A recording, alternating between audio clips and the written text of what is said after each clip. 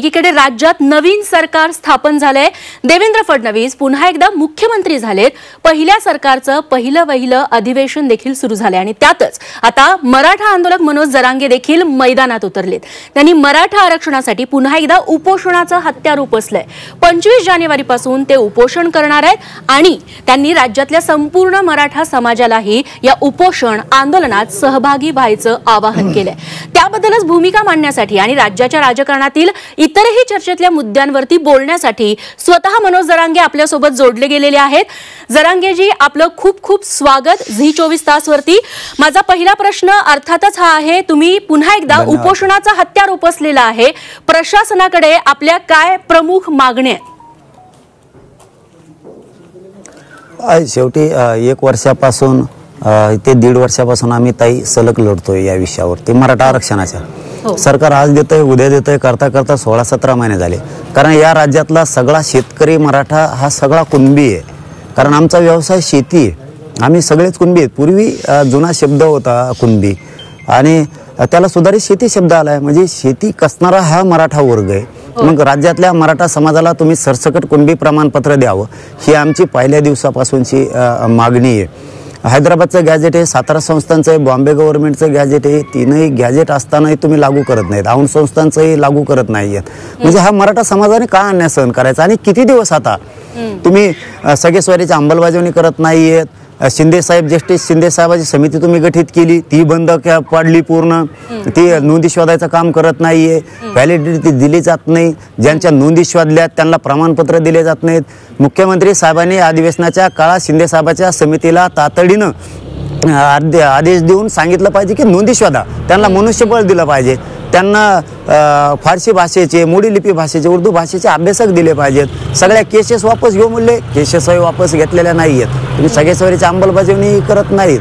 अहो, जर आमचा व्यवसाय शेती आहे तर मग आम्ही सगळे शेतकरी येतं, सगळे कुणबी येतं, तुम्ही एक अध्यादेश काढू शकत नाहीत का? काढू शकत नाहीत। यामुळं आम्ही आता 25 जानेवारी 2025ला जाहीर केलंय की सामूहिक आमरण उपोषण करणार, पण कोणावर जबरदस्ती राहणार नाहीये, बळजबरी राहणार नाही। ज्याला बसावं वाटण त्यांनी बसायचं, सहन होतं तितक्या दिवस बसायचं। मी मात्र कठोर आमरण उपोषण करणार आहे। 25 जानेवारीच्या आत जर मागण्या मान्य नाही झाल्या तर सरकारला याची किंमत खूप मोजावी लागणार आहे। कारण 25 जानेवारीला राज्यातल्या घराघरातला मराठा आंतरवालीत येणारे पाठबळ देण्यासाठी, पाठिंबा देण्यासाठी, बळ आणि आशीर्वाद देण्यासाठी। निश्चित जरांगेजी, याआधी शिंदे सरकार होतं, त्यांच्या समोर तुम्ही अनेक या सगळ्या मागण्या आहेत त्या मांडलेल्या आहेत। मात्र त्या शिंदे सरकारच्या काळामध्ये देवेंद्र फडणवीसांवरती खास करून तुम्ही टीका केली, अगदी कठोर शब्दात टीका केली। तेच फडणवीस आता सत्तेत आले, तेच आता मुख्यमंत्री आहेत, तेव्हा ज्या फडणवीसांवरती तुम्ही कठोर शब्दात टीका केलेली होती ते फडणवीस तुमच्या मागण्या मान्य करतील असं तुम्हाला वाटतंय? त्यावेळेसही सरकारमध्ये तेच होते, चालत पण तेच होते, आता पण चालवायला तेच आहेत। आम्हाला काय नवीन काय नाहीये। पाठीमागच्या 1.5 वर्षाच्या काळातही त्यांनी सरकार चालवलंय, आताही तेच चालवत आहेत। परंतु आम्ही त्यावेळेसही सरकारला वेळ दिला होता। आम्ही आधी बोललो नाही, ज्यावेळेस आमच्या आया बहिणी रक्ताच्या थारोळ्यात पडल्या त्याच वेळेस आम्ही त्यांना बोललो, आधी आम्ही कधी बोललो नव्हतो। जो माणूस इतक्या क्रूर पद्धतीनं आमच्यावरती हल्ला घडवून आणू शकतो, मग त्याच वेळेस आम्ही बोललो। आता सरकार आलंय, 1-2 महिने, आता त्यांना 1-2 महिन्याचा आम्ही वेळ दिलाय। आता सुद्धा 25 म्हणजे डिसेंबर ते जानेवारी या कालावधीतला त्यांना वेळ दिलेला आहे। आम्ही एक शब्दही त्यांना बोललेलो नाहीत आणि 25 जानेवारीपर्यंत बोलणार सुद्धा नाहीत। पण जर आरक्षण नाही दिलं, जर आमच्या समाजाला तुम्ही पुन्हा वेठीस धरलं, आकाशानं वागलात, द्वेषानं जर माझ्या समाजाशी वागलात तर एवढे सोपे आम्ही पण मराठी नाही आहेत। कारण आम्हाला सुद्धा सहन किती दिवस आता करायचं आम्ही, आम्हाला बी काय मर्यादा आहेत। आम्हाला काय, तुम्ही जर गांभीर्यानंच मराठ्यांना घेणार नसलाल, तुम्ही जर मराठ्यांशी बेमानी करणार असाल तर 25 जानेवारीच्या नंतर सरकारला सुट्टी नाही, तुम्हाला पळता भुई कमी करणार मी। असं वाटू देऊ नका सरकार आहे फिरकार आहे, मराठ्यांच्या पुढे सरकार फिरकार काय टिकू शकत नाही आणि ती दिवस उगू देऊ नका। पण जरांगे, तुम्ही म्हणालात की फडणवीस सत्तेत होते, मात्र आता फडणवीस मुख्यमंत्री आहेत, आधी ते उपमुख्यमंत्री होती, आधी शिंदे मुख्यमंत्री असताना त्यांची शिष्टमंडळ तुमची मनधरणी करायला यायचे, तुमच्या मागण्या सरकारपर्यंत पोहोचवायचे। मात्र ज्या फडणवीसांवरती अगदी कडवट शब्दात तुम्ही टीका केली ते हे सगळं मान्य करतील असं वाटतंय का तुम्हाला? तुमच्या मागण्यांना दाद देतील का? अरे हे बघा, आमचा चळवळीवरती विश्वास आहे, लढणं आमचं काम आहे। त्यांना बेमानी जर मराठ्यांशी करायची असली तर ते ठरवणार। दगा फटका करायचा असला मराठ्यांशी तर ते ठरवणार, शेवटी सत्य ते, पण कोणाला कसं वोटणीला आणायचं हे मराठ्यांना चांगलं माहिती, कारण आम्हाला आता 25 जानेवारीपर्यंत काही बोलायचंच नाहीये. आम्ही विश्वास ठेवलाय, आम्हाला अपेक्षा आहे ते मराठ्यांच्या सगळ्या 8-9 मागण्या आमच्या सगळ्या मान्य करतील, ही आम्हाला सरकार म्हणून त्यांच्यावर अपेक्षा ठेवणं गरजेचं आहे, आशा ठेवणं गरजेचं आहे, आणि ती आम्ही ठेवलेली. परंतु 25 जानेवारीच्या नंतर मग मात्र आम्ही कोणाचं ऐकणार नाहीये, कोणाचंच, कारण इथं पुन्हा वातावरण मराठ्यांचं ताकदीनं उसळणार आहे. आता मराठी स्वतःच्या लेकरासाठी पुन्हा एकजूट दाखवणार आहेत. शेवटी आम्हाला ताई आमच्या लेकरांपेक्षा दुसरं मोठं नाहीये कुणी, मराठ्यांशिवाय या राज्यात कोणाची सत्ता येऊ शकत नाही, एकही आमदार त्यांचा म्हणू शकत नाही किंवा कोणाचा म्हणू शकत नाही की मराठ्यांचं मतदान नाही आम्हाला, मी मराठ्यामुळे निवडून मिळालो. मराठ्यांमुळेच सगळे निवडून आलेले आहेत. त्यांना आमच्या सगळ्या मागण्या मान्य कराव्या लागणार, कारण आम्हाला लेकरं आमचे महत्वाचे आहेत. म्हणून मी मराठा समाजालाही आपल्या चॅनलच्या माध्यमातूनही सांगितलं, आणि पुन्हाही जी24 माध्यमातून मराठा समाजाला सांगतो, आपलं गाव आपली जबाबदारी या पद्धतीनं गावागावात राज्यभर बैठका सुरू करा. गावातले सगळे मराठी सहकुटुंब अंतर्वलित 25 जानेवारीला यायचंय. स्वतःचं गाव तर स्वतः राहा, स्वतःचं गाव सगळ्यांनी बैठका घेऊन तयार करा. राज्यभर ही मोहीम राबवा. मराठा सेवकांना राज्यभर स्वतः या आंदोलनाची तयारी करायची. 25 जानेवारीला अंतर्वलित आतापर्यंत देशात लोकच आले नसते इतक्या ताकदीने यायचंय सगळ्यांनी, कारण मला लई आता सहन होत नाही उपोषण. खूप दिवस मला सहन होईन असं वाटत नाही, कारण पूर्वी मी 8 दिवस 10 दिवस 15 दिवस करायचो, पण आता माझं शरीर मला लई साथ देत नाही उपोषणामुळे. खूप वेदना आहेत मला. एका दिवस माझा शेवट जरी या आंदोलनात झाला तरी मी माग हटणार नाही, मरायला भेणार नाहीये. पण माझ्या मायबाप मराठा समाजात सांगतो, लेकरं मोठे करायचं बघायचं, त्यामुळे लेकराला आरक्षणाशिवाय पर्याय नाही. मुलं आणि मुली आपल्याला अधिकारी बनवायच्यात, IPS दर्जाचे अधिकारी बनले पाहिजे. राज्यापासून केंद्रापर्यंत आरक्षण आपल्याला पाहिजे, म्हणून कुणबी आरक्षण हे आपल्याला मिळवायचंय. यासाठी 25 जानेवारीला एक दिवस सगळेजण कामं बुडवा, आणि सगळे मराठी अंतर्वलित 25 जानेवारीला तुमच्या एक दिवस दिल्यामुळं माझ्या करोडो गरीब मराठ्यांच्या लेकराचं कल्याण होणार आहे. म्हणून सगळ्या नोकरदार वर्गाने सुद्धा आणि शेतकरी गरीब मराठ्यांनी सुद्धा एक दिवस 25 जानेवारीला अंतर्वाली लिहा, ही माझी सगळ्यांना हात जोडून जी24 माध्यमातून विनंती आहे. उपोषणाला बसा अथवा नका बसू, पण नुसतं अंतर्वालीत पाठिंबा द्यायला व्हायना सगळेजण या. निश्चित जरांगेजी, तुमची तब्येत चांगली राहावी असं प्रत्येकालाच वाटतंय. तुम्ही आता निवडणुकीचा मुद्दा काढला. तुम्ही म्हणालात की मराठा समाजाच्या पाठिंब्यानंच हे सगळे आमदार निवडून आलेले आहेत. विधानसभा निवडणुकीच्या वेळेस तुम्ही म्हणालेला होतात की मराठा समाजानं ठरवलं तर आम्ही 113 आमदारांना पाडणार, असं थेट चॅलेंज तुम्ही साताऱ्यातल्या सभेत दिलं होतं. मग त्याच्यामध्ये तुम्ही धनंजय मुंडे, गिरीश महाजन यांचं थेट नाव घेतलं होतं की ह्यांना पाडणारच. परळीत आमचं तेवढं मराठा समाजाचं मताधिक्य आहे. खरं तर लोकसभेमध्ये जे पंकजा मुंडेंच्या बाबतीत झालं तिथे मराठा नाराजीचा फॅक्टर दिसला. अनेक लोकसभेच्या जागांवरती तो दिसला. तो मराठा समाजाचा फॅक्टर विधानसभेत चालला नाही असं जाणकारांकडून हे जे निकाल आले त्यानंतर बोललं गेलं. तुम्हाला देखील तसंच वाटतंय की विधानसभेत हे मराठा आंदोलन, मराठा समाजाची नाराजी ही प्रकर्षानं दिसून आली नाही, त्याचा परिणाम झाला नाही? मैदानात आम्ही नव्हतो. नाही तसं नाही. शेवटी आमचं समीकरण जुळलं नाही. आम्ही स्वतः मैदानात उतरणार होतो. आम्ही मैदानात उतरणार स्वतः होतो. आता आमचे सीटच आम्ही दिले नाही, आम्ही मैदानातच नव्हतो. तर मग आम्ही सुपडा साफ त्यांचा आता पूर्ण आम्ही करणारच होतो, परंतु आमचं समीकरण हुकलं. त्यामुळे मैदानात राहिलं नाही. जे लोकसभेला सांगितलं मी, तुम्हाला ज्याला पाडा त्याला पाडा, ज्याला निवडून आणायचं त्याला आणा, मी त्यावेळेसही नाव घेतलं नाही. आणि ताई विधानसभेत सुद्धा मी कोणाचंही नाव घेतलेलं नाही. समाजाला विधानसभेत सुद्धा ते सांगितलं होतं, तुम्हाला ज्याला पाडा त्याला पाडा, ज्याला निवडून आणायचं त्याला आणा. समाज मी कोणाच्या दावणीला बांधला नाही. मी माझा समाज माझ्या ऐकण्यात आहे, म्हणून मी कोणाला समाजाचं मालक नाही होऊ दिलं. समाजालाच मी मालक ठेवलं, समाजाच्या हातात दिलं. समाजाने त्यांच्या पद्धतीने ज्याला पाडायचं त्याला पाडलं, निवडून आणलं. समाजावर अधिकार होता सगळा, आणि सगळं समाजाच्या हातात दिलं होतं. त्यामुळं मैदानातच मी नव्हतो ना. पण जरांगेजी, आता तुम्ही स्वतःच म्हणताय की विधानसभेत आपलं समीकरण हुकलं. नेमकं काय समीकरण हुकलं असं आपल्याला म्हणायचंय? नाही ताई, त्यात नवीनच होता. आम्ही ते काय लफडं काढा ना बी, आम्हाला लवकर पाटापाटा कोणाला काय करावं कसं काय करावं ते जातीचं समीकरण जुळवायचं, आणि ते लय डेंजर होतं. ते लय बेकार कारभार येतो. ते काय जुळलं नाही, ते हुकून गेलं. ते सामाजिकच होते, मी सामाजिकच. राजकारणाचा जास्त अनुभव नव्हता. केला प्रयत्न, ते हुकलं दर्शन. जाऊ द्या म्हणलं, मग द्या आता काय. तर हुकलं ना तर काय आपला धंदा थोडाच आहे राजकारण. आपण मराठा आरक्षणासाठी एकत्र आलेलो आहे. आपल्याला आरक्षण पाहिजे, राजकारण नाही. समाजाला माझा समाज बी म्हणतो ना, आपला काय धंदा नाही राजकारण, आपल्याला आरक्षण पाहिजे. आपण आरक्षण मिळू, जाऊ दे तिकडे, द्या सोडून तो विषय. आणि त्यामुळे आम्ही त्याच वेळेस ती विषय सोडून दिला. आणि समाज महत्वाचा आहे, त्याला मोठं करणं गरजेचं आहे. माझ्याकडून खूप अपेक्षा आहेत समाजाला, माझा गोरगरीब समाजाला वाटतं हे पोरगच आपल्या लेकराला काहीतरी देऊ शकतं, आरक्षण मिळून देऊ शकतं. मला त्यांचे स्वप्न पूर्ण करायचे आहेत. आईबापांनी केलेले कष्ट, त्यांनी शिकवलेत पोरं. आज पोरांच्या थोडं आरक्षण मिळाल्यामुळं आज पोरांच्या फीसमध्ये त्यांना सवलती मिळायला लागल्यात, पैसे वाचायला लागलेत, नोकऱ्याला लागायला लागलेत. कोणी इंजिनियर व्हायलंय, कोणी MBBS गेलंय, कोणी BHMS ला गेलंय, कोणी MD झालंय. आज उच्च शिक्षणात फीस कमी लागायला लागल्यात. अनेक कोणबी प्रमाणपत्र निघाल्यामुळे समाजाचे फायदे व्हायला लागलेत. गाव लेवलवर व्हायलेत, घरकुलं अमकं तमकं, समाजाचा खूप फायदा व्हायला. त्यामुळे आपलं उद्देश मूळ हे आहे की समाज प्रगतीवर न्यायचा आहे, बलशाली बनवायचा आहे. राजकारणात भरपूर जण आहेत, आपल्याला काही गरज नाही तिकडे जायची राजकारणात. ते बघू, आधी आरक्षण घेऊ, नंतर बाकीचं बघू. या विषयावरती झालं, त्यामुळे नाही जुळलं त्यावेळेस ते समीकरण दिलं सोडून.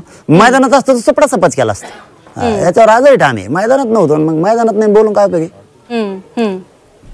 जरांगेजी, आपण राजकारणाबद्दल बोलतोच आहे. मराठा आरक्षणासोबत आपलं मराठा आरक्षणाचं आंदोलन, उपोषण सुरू असताना आपल्या विरोधात सातत्यानं बोलणारे एक नेते होते, ते म्हणजे छगन भुजबळ.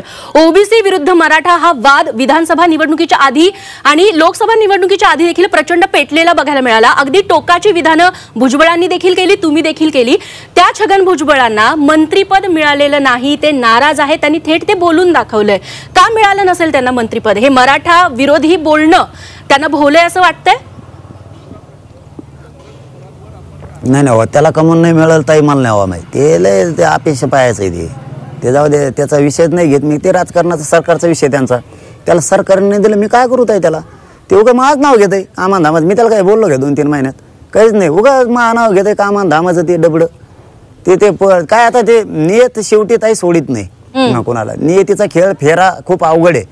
गोरगरिबाच्या लेकराच्या अन्नात माती काढलं. ओबीसीने आरक्षण मागितलं तेव्हा मराठ्यांनी कधी विरोध नाही केला. आज मराठ्यांनी आरक्षण मागितलं तर तो गोरगरिबाच्या लेकराला विरोध करायला आहे. तुझं नसन पटत कोणाशी, ठीक आहे, चांगली गोष्ट आहे, विरोध केला पाहिजे. पण लेकरांनी काय केलं होतं? माझ्या गोरगरीब समाज लय कष्ट करतो आणि तो विनाकारणच आडवा पडायला हे करायला. ते काय, मी काय एवढा मोठा माणूस नाही भाऊ, त्याचं मंत्रीपद नाही हे करायला. त्याला मी आपला गरीब माणूस आहे, गरीबासाठी लढतो. तो लय मोठा माणूस आहे. ते आता आंतरराष्ट्रीय अध्यक्ष करा त्याला म्हणा, काय अडचण नाही, आम्हाला काय लोड नाही, काही नाही. ते काय ते बुंगरी ते जाऊन त्याचं विचारलं ना माथाच ही होतो लगेच. ते काही कामाचंच नाही बघा, असलं नसून नाही. आणि ते काय म्हणताय आता, तुम्हीच म्हणलात मला आता की ते म्हणतंय की ओबीसीला नाराज झाला. ओबीसी नाराज झालेला नाही, काही नाही, काही नाही. तो वाचून काही ओबीसीचं गुंतलेलं नाही. तो ओबीसीला आता काही फायदा होऊन दिलेला नाही. मायक्रो ओबीसी नाही आणि ओबीसी नाही. अहो ताई, ते इतकं लावा करणार ना, लयच इतका चावट माणूस आहे. देऊ त्याने आमचं धनगराचं काहीच नव्हतं राव, काहीच वैर नाही आमचं त्यांचं. कुशाल नाराजी पसरून दिली. धनगराच्या आरक्षणाला आमच्यामुळे धक्का लागत नाही तरी आमच्या त्या नाराजी पसरून दिली त्यांनी. नुसतं भांडणं लावतं ते, म्हणजे इतकं खोडीले ते, नुसतं खोड्या करतं ते काहीच कामाचा माणूस नाही. एक दिवस धनगर समाजाला सुद्धा परिस्थिती येणार आहे की याचं ऐकून उगाच आपण मराठा समाजानं आपल्यात नाराजी झाली, मराठ्यांमुळे आपल्या आरक्षणाला धक्का लागत नाही, काय नाही, आणि याचं ऐकून नको आता. कारण हे राजकारणी माणूस आहे, याच्या फायद्यासाठी ना ह्यो काय कोणत्या थराला जातो, कोणत्या पण. आता लगेच म्हणतो ओबीसी नाराज झाले. ओबीसीच काय संबंध नाराज आहे? याचं काय पोट दुखत आहे, हे लय जळ कुठं आहे, याचं पोट दुखत आहे. दुसरे ओबीसीचे बांधव बरेच जण मंत्री झाले ना, तिथं पोट दुखायला लागलं. खरं याचं यालाच पाहिजे सगळं, खायला वरबाडायला सगळे दुनिया यालाच लागती. ज्या पक्षाने देईन ना त्याच्याच मागं लागतं. आता नुसतं पक्षमोड्या आहे, पक्षमोड्या, नुसते पक्षमोडी धिंडू. याला मंत्री करा, नाही तर मोडाच पक्ष. याला कुठून गाचपान सापडन, हे कुठून नाही त्याच्या यायला असलं प्रतितालावर नसायला पाहिजे इतका भंगार विचाराचा माणूस. जरांगेजी, मी भुजबळांबद्दल तुम्हाला याच्यासाठी विचारलं कारण संजय राऊतांनी आजच पत्रकार परिषद घेतली. त्यात राऊत असं म्हणाले की भुजबळांनी जरांगेंविरोधात अगदी टोकाची भूमिका घेतली आणि ते असं देखील म्हणाले की ती भूमिका घ्यायला त्यांना भाग पाडलं आणि काम संपल्यानंतर आता त्यांना वाऱ्यावर सोडून देण्यात आलेलं आहे. तुम्हाला हे पटतंय? नाही, ते वायर फायर होतंय, काय कामाचं आहे ते वायर भर. त्याला दिलं की लय गोड लागत. म्हणजे आधी त्याचा पक्षाचा अध्यक्ष लय गोड लागत होता, त्याला पद दिलं तेव्हा चांगला. शिवसेनेने बाळासाहेब ठाकरे साहेबांनी त्याला मोठं केलं तेव्हा ते चांगले, ती पक्ष मोडीला. नंतर राष्ट्रवादी मोडीली, आता दुसरी राष्ट्रवादी. आता नंबर आहे आता फडणवीस साहेबाचा भाजपचा. मग त्याला भाजपचा विजेतारा करायचा आहे. त्याला माहितच नाही ते फडणवीस लय कलाकार माणूस दिले, डेंजर कारभारी ते बघन तवर बघन. हे आता ओबीसीचे उघड त्याच्या अंगावर घालीन बघा, फडणवीसच्या अंगावर घालीन आता. काही मनाला लवीन संतप्त नाराजच येतं आमकं तमकं ते बघन तर वर बघन ते लई चित्र प्राणी येते फडून देन ज्याला टाकून मग खाय तिकडे कांदे बटाटे बस चाळी तिकडे मर तिकडे हे असलं ना हे लोकांना खवळून घेतं बघा म्हातारपणाला गपच बसणार राव हे याला किती ज्ञान पाहिजे आपण ज्येष्ठ येतं मोठमोठाले मंत्रालयाचा आपल्याला अनुभव आहे आपलं वय झालंय आपण लोकांच्या लेकराला विरोध नाही केला पाहिजे आपण अनुभवी आहेत एखादबार नाही दिलं दुसऱ्या ओबीसीच्या पोरायला दिलंय याला जमणार नाही दम नाही निघत असं जळ कुठं आहे प्युअर लयच अपेक्षा तोंडात याचं थोबाडत नाही बघितलं पाहिजे या मला बोलायचं याला काही गरजच नव्हती बघा मी याचं तोंडावर नाव सुद्धा नाही घेत मग नाव घ्यायचं याला काही गरज नाही जरांगेजी राऊतांना असं देखील म्हणायचं होतं की भुजबळांना जरांगें विरोधात वापरण्यात आलं टोकाची भूमिका घेण्यासाठी आणि त्यानंतर त्यांना वाऱ्यावर सोडून देण्यात आलं कुणी त्यांना वापरलं असं वाटतंय कारण का ती भूमिका त्यांना घ्यायला भाग पडलं असं राऊत म्हणाले म्हणजे तिसरा कुणीतरी व्यक्ती आहे ज्यांनी भुजबळ यांना मध्ये आणलं म्हणजे मराठा आणि ओबीसी आरक्षणामध्ये वाद निर्माण करण्यासाठी असं देखील राऊतांना म्हणायचंय हे काय शेण खातं काय ते काय पोरग आहे का शेंबड पोरग आहे छगन भुजबळ म्हणे मला टप्पू भुजबळांचा बोलविता धनी मग कोण असू शकतो काय वाटतं आपल्याला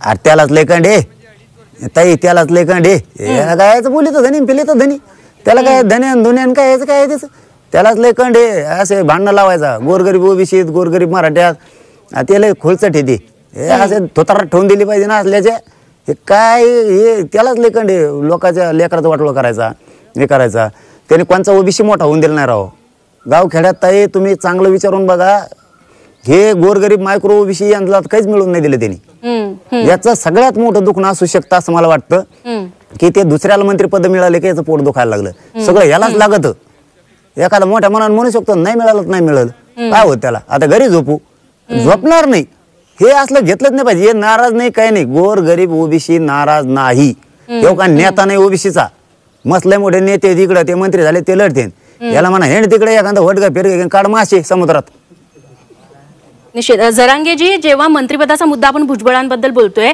काही मराठा नेते देखील आहेत ज्यांना मंत्रिपद देण्यात आलेलं नाही ते देखील नाराज आहेत प्रकाश सोळंके त्यापैकी एक आहेत तर मराठा नेत्यांना मंत्रिपद देताना कुठेतरी डावलण्यात आलंय का काय आपली याबद्दल भूमिका आहे नाही मी याच्याबद्दल तेच सांगितलं होतं बाकीच्यांबद्दलही तेच सांगतो की ते त्यांचा सरकारचा विषय देऊ त्यांच्या मराठा नेतृत्वाला डावलण्यात आलंय असं आपल्याला वाटतंय का या नेत्यांना संधी न दिल्यामुळे मला आरक्षण नाही यांना डावलायचं कुठं घेऊन बसलो आम्ही आमचंच पडलं इकडे दुरून तसंच आमचं आरक्षण घ्यायचं पडलं यांचं कुठं आम्ही तळ्या उठलीत बसावं तिकडे मंत्रिपद घे नाही तर नको घेऊन येतं हिंडा तिकडे कोणकडे बी वाड्यावाडीने काय करायचं आम्हाला यांचं आमचे लेकरच उपाशी मारायला लागले आमचे काय हाल चालले तर किती कष्ट करायला लागते ताई बापाला त्यांना माहिती रक्त वकायला लागतंय तोंडातून इतके कष्ट करायला लागते घाम गाळायला लागतो हाडकं मोडते इच्छू चावतो साप चावतो तरी रात्रंदिवस कष्ट करायला लागतात लेकर शिकवायला आई बापा स्वप्न बघतात माझं लेकरू अधिकारी झालं पाहिजे त्या आरक्षणातून आमचे लेकर अधिकारी बनणार आहेत त्यांनाही सुखाचे दिवस येणार आहेत आमचं पण आहे आपल्या लेकराला सुखाचे दिवस आणायचे आता यांनाच कव्हर निवडून द्यावा नाही यांचेच पोरं मोठे व्हायला लागलेत हे बंगले घ्यायला लागलेत गाड्या घ्यायला लागलेत परदेशात हिंडायला लागलेत यांचे पोरं विचारले ना परदेशात शिकत आहेत कॉलेजचं नाव इतकं डेंजर की महिना जातो पाठ करायला इतक्या लांब लांब भारी भारी शाळा शिकायला टाकले त्यांनी आमच्या जिल्हा परिषद त्याला रस्ता नाही गटारात पोरग पडलं फरगडून झालं खड्ड्यात गेलं आमच्या शाळा असल्या आमच्या गरीबाचे हे आलेत आणि तरी नाव करण्यात आम्हाला कारखाने टाकीत येते शाळा टाकीत येत मंत्री होते आमदार होते आमचं काय आमच्या गोरगरिबाच्या जरांगेजी मी प्रकाश सोळंकेचा प्रश्न याच्यासाठी विचारला ते मराठा नेतृत्व आहेतच एकीकडे म्हणजे त्यांना मंत्रिपद नाकारण्यात आलं पण मुंडे बंधू भगिनी बहीण भाऊ आहेत दोघांनाही मंत्रिपद देण्यात आलेलं आहे परळीत तुम्ही मुंडेंना पाडण्याची भाषा केलेली होती पंकजा मुंडेंना मराठा रोषाचा फटका बसला तो धनंजय मुंडेंना बसलेला बघायला मिळाला नाही आता धनंजय मुंडे पंकजा मुंडे दोन्ही मंत्रिमंडळात असणार आहेत म्हणजे मराठा समाजाचा आवाज कुठेतरी मंत्रिमंडळात जाईल तो दिसणार नाहीये म्हणून हा प्रश्न मी तुम्हाला विचारला होता नाही हे बघा करतीलच कशावर नाही करतील कशावर ही वेगळा भाग आवाज मराठा आहे ना स्वतः 6 करोड मराठा स्वतः आवाज आहे सरकारपेक्षा मोठा मराठा आहे आणि कोणी किती मंत्री झाले ना 100 हो दे टप्पर नाही मराठ्याच्या वाटा जायची कोणाची आणि परत सांगून तो कोणी मंत्री व्हा नाही तर संत्री व्हा नाही तर तिकडे काय करा मराठ्याला त्रास होता कामा नाही नसता मी ये मध्ये हे ध्यानात ठेवा अजिबात त्रास होता कामा नाही कुठंच कान्या कोपऱ्यात सुद्धा नाही एका नाही वळवळ करायची नाही मराठ्याच्या बाबत मराठ्याला त्रास द्यायचा नाही मी आहे तोवर तरी मराठ्याला सगळं संकट वाटून घेणार आहे राज्यभरातले मी. कोणी मंत्री झालं काय झालं काय, किती 2 काय झाले 4 काय झाले 100 काय झाले, आमचं काय करत नाही कोणी, कारण आम्ही कोणाच्या वाटात जात नाहीत. तुम्ही किती व्हा, आम्हाला काय देणं घेणं नाही. माया समाजाला त्रास दिला रे बाबा, मग मंत्रीन काय बघत नसतो आम्ही. त्यामुळं तुमचं तुम्हाला लकलाप, तुमचा तो सरकारचा विषय, कुणी मंत्री व्हा नाही तर नका हो. आमचा विषय आरक्षण, आणि ते आरक्षण मला पाहिजे, आणि ते मी ओबीसीतूनच घेणार आहे. आणि 25 जानेवारीच्या आज जर नाही दिलं ना तर राज्यातला मराठा सगळा अंतरवाली जमा होणार आहे. 24लाच अंतरवाली लॉक होणार आहे सगळी. आणि मराठ्यांना आवाहन करतो, सगळ्या गावागावात बैठका घ्या, आणि जेवढे वाहन असते ट्रॅक्टर फिक्टर चट सगळं घेऊन इकडे या. रिक्षे फिक्षे मोटरसायकली 1 दिवस जातीसाठी द्या तुम्ही 25 जानेवारीला. आणि ज्या पोरांना इथं राहायचंय अंतरवालीत, उपोषण करायची सुद्धा गरज नाही, तुम्ही नुसते बसून बी राहिले. मुंबईला गेलो तसे येतानाच मग इथंच घेऊन या आंदोलन. आरक्षण घेतल्याशिवाय वापस फिरायचं नाही. इथं बसणारे जे स्वतःच्या मनानं आहेत, स्वमनानं, त्यांनी गोदाड्या फेदाड्या रगी फिगी सगळं घेऊन या. चटण्या फेटण्या भाकर तेल मीठ सगळं तांदूळ फेंदूळ इकडंच लगेच सगळं घेऊन यायचं. सरपण फिरपण चहा पाणी इथंच प्यायचं, पडा इथंच खाल्लं की. कोणाच्या हाटलावर जायचं नाही, कोणाच्या हॉटेलवर झोपायला जायचं नाही, जेवायला जायचं नाही, काय नाही. आपण आंदोलनात येत सगळ्या श्रीमंत गरीब मराठ्यांनी सगळ्यांनी एका जागेवर बसायचं, एका जागेवर जेवण करायची, जागा सोडायची नाही बा. उपोषणालाच बसवा असं काही नाही, इथं बसून तुम्ही पाठिंबा देऊ शकता. तिकडूनच तयारीनेच यायचं, मग सगळं घेऊन टेम्पो ट्रॅक्टर काय घेऊन यायचं तुमचं ती. एका दिवस वाहनातच झोपायची वेळ आली तर इथंच झोपायचं, इथंच खायचं, इथं चहा पाणी सगळं. कुणाच्या चहा प्यायला सुद्धा हॉटेलवर जायचं नाही, झोपायला सुद्धा हॉटेलवर जायचं नाही, श्रीमंत बी गरीब मराठी बी, आणि जेवायला सुद्धा नाही. आपल्याच जेवण करायचे, आपल्या जातीला एवढ्या वेळेस न्याय द्यायचा. ही माझी मराठा समाजाला हात जोडून विनंती, एवढ्या वेळेस अशी एकजूट दाखवा ना की 25 तारखेला मराठ्यांचं वादळच उसळलं पाहिजे, असा थरकाप उडाला पाहिजे सरकारचा. तुम्ही फक्त 1 दिवस साथ द्या. घराघरातले राज्यातले मराठे, सरकार कसं आरक्षण देत नाही ना ते मी बघतो, तुम्ही काळजीच करू नका. निश्चित मनोज जरांगेजी, तुमच्या आंदोलनाला कशा पद्धतीने मराठा समाज प्रतिसाद देतो त्याची उत्सुकता आम्हाला देखील लागलेली आहे. तुम्ही संपूर्ण भूमिका मराठा समाजाची तुमच्या आंदोलनाची सविस्तरपणे महाराष्ट्रासमोर मांडलीत, इतका वेळ दिला तुम्ही आम्हाला, त्याबद्दल जरांगेजी खूप खूप धन्यवाद.